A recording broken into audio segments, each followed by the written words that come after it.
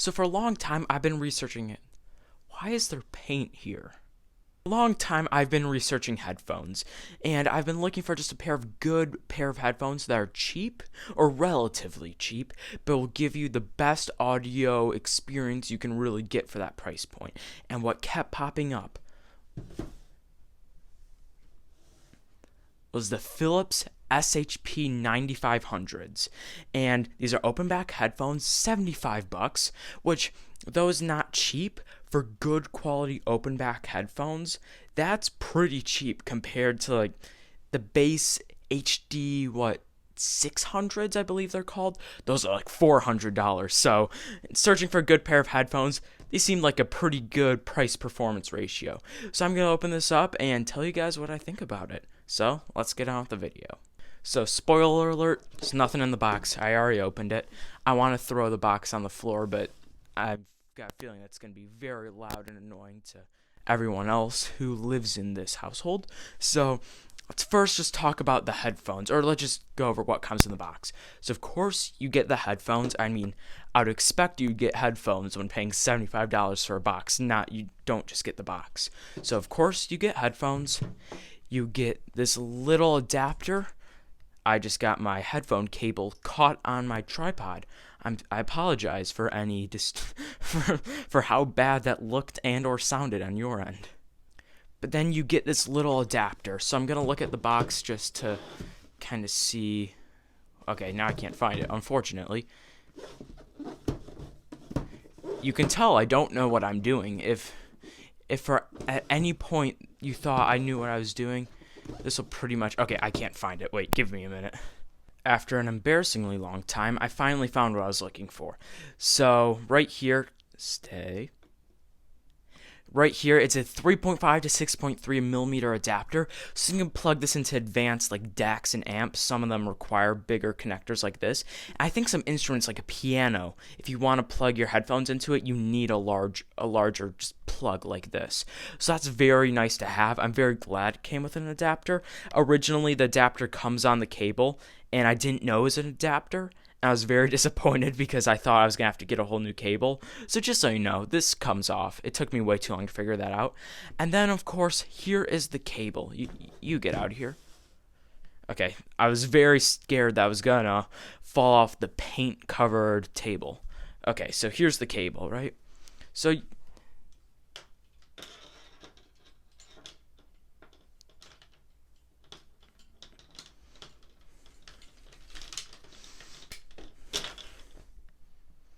It's a pretty long cable. So this cable, alright, I really shouldn't be that rough with that cable. I'm not rough with the headphones, but the little cable should have been a little more careful. I don't want to break it. It's a 9.8 foot cable. Well, 3 meters if you hate freedom, but it's a 9.8 foot cable, which is very long, much longer than I would ever have use for. But I'm glad it came with a cable of this length, just because a lot of people might need a longer cable. If the cable's too short, then you can't even use it. But if it's too long, you can just use a little twist tie or something and just loop it up in the center to make it shorter. So the longer cable can be a little annoying, but it's well worth it. Like, it's not that bad, honestly. And now on to the actual headphones, which I assume are the reason you watch this video. Now, these headphones are built really good, but first I'm actually going to talk about the sound.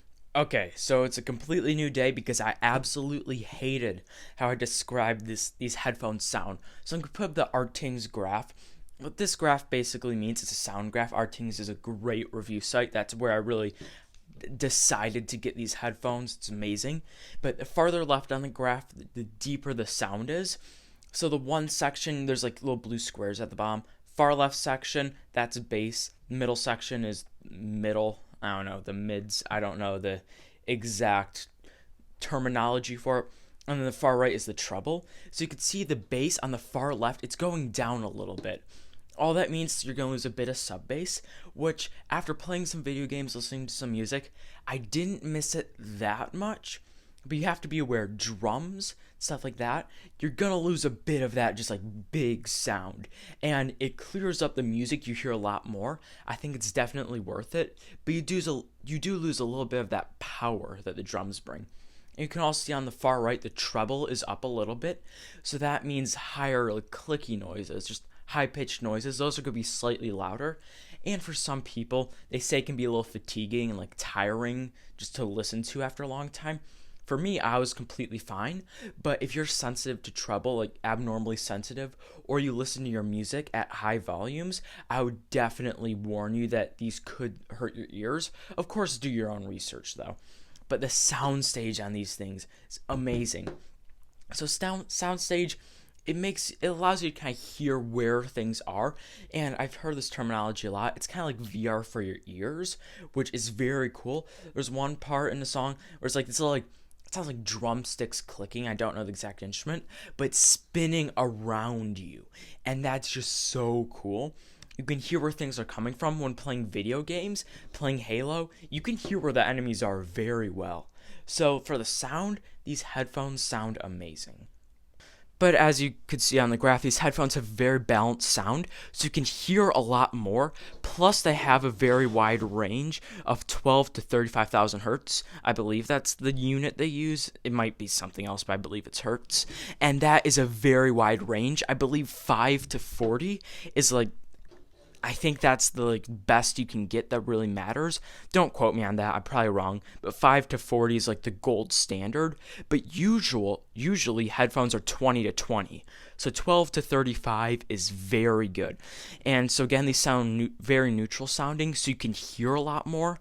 When I was just opening up Halo, just the music, there's just instruments I could not hear, just not notice before.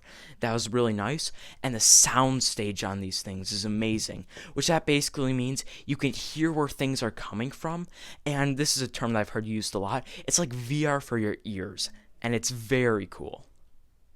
Now, the build quality of these things is amazing, especially for $75. So there's a lot of plastic, but for the price point, there's more metal than you'd expect. These grates, I believe, these open parts, whatever, screens, these are metal, and the headband is metal. And it does have these little notches on it, so you can tell how far you've adjusted. And I really like these notches. And it's very clicky, that's just nice to have, and it just feels, it's very nice adjusting it. The headphones do have up and down swivel, which is important, but most importantly, they have this side to side swivel, which I actually did not know going into this, and that was just a very nice treat, because I was not expecting that extra side to side swivel, which that swivel right here, that's really important to getting it to fit your head. These headphones have a fairly light clamping force, so if you get headaches from headphones that just clamp too hard, these are very nice for you. This little suspension here, it just makes them very comfortable headphones. I really like them. They sound great, they're very comfortable. Now, my two main complaints on these, which are very minimal, is first, I'm not a big fan of the little R and the L painted on the sides. There's even, I don't know if you can really see this, but there's a little L right there and a little R right there, so you didn't really need these. I mean, some people might like them. It's not a big deal. I think it still looks fine. I would have preferred the L and the R to not be there in the first place, but oh well, it's not a big deal. And this isn't really a complaint, actually. That was really my only complaint. Now, these earmuffs, or ear pads, they're not the best feeling, but I heard a lot of people complaining that they felt rough and stuff. I think they're just all right. They're not super good, but they're not bad whatsoever. And ear pads affect the sound a lot. So if these were the ear pads they need to use to get the best sound, I completely understand it. And just another little feature these things have is, you probably noticed, the detachable cable. That is so good because the cable is the first thing to die, or at least usually the cable is the first thing to die. So being able to replace that makes these headphones very durable. I think these are going to last for a long time. I mean, as long as you don't drop them, there's really nothing that I think would break, at least for a very long time. So that's the review. I really hope it helped you, and thank you for watching.